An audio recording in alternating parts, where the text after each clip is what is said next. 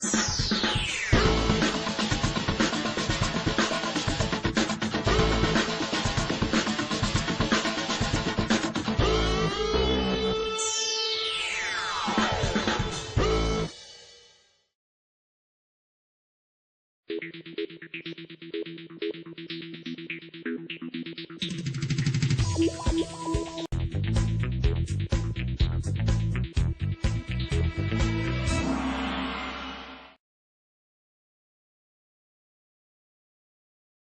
I mean, from a very purely basic way of thinking, right?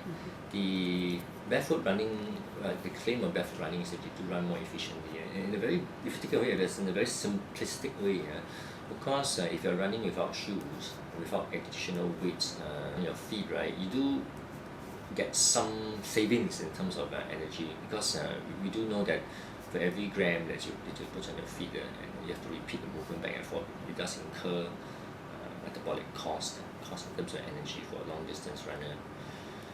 But that's like I say, that's simplistic because if you think about it, shoes, at least for most of us who have been running in shoes, does have a few functions. At the very least, it does provide some form of cushioning, which potentially might decrease fatigue. You see? And similarly, for some of us who have less than ideal feet, the support of shoes actually helps your feet to function in a better propulsion. So you do get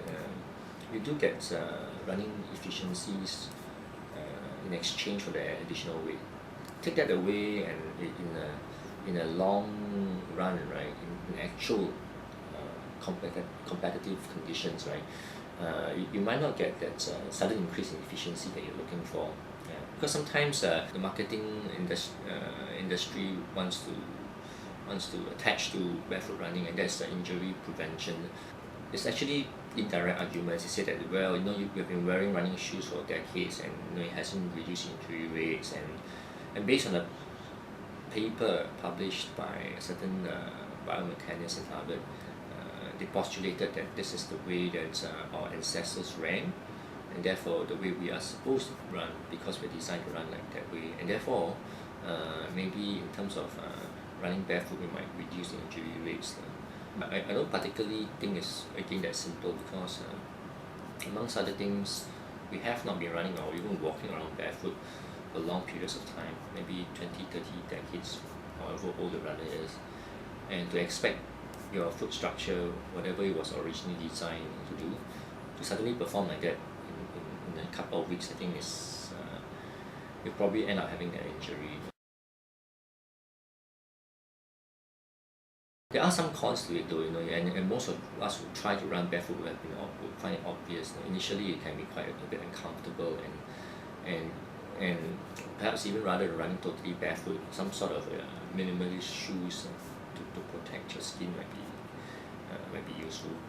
And as I alluded to a bit earlier, there are people with either less than ideal feet structure that actually do require support in shoes or even in the form of orthotics. Now, I mean, and if you take those kind of things away from you when you're running, you're not deriving the benefits of shoes. Now, I understand that counter proponents say that you can't train your feet and all, and perhaps you can, but the truth of the matter is that if you want to train your muscles or your tendons to take on additional load, it's something that takes quite a bit of time. So it's not something that you switch to immediately. Feel that you're a born free runner again, so to speak.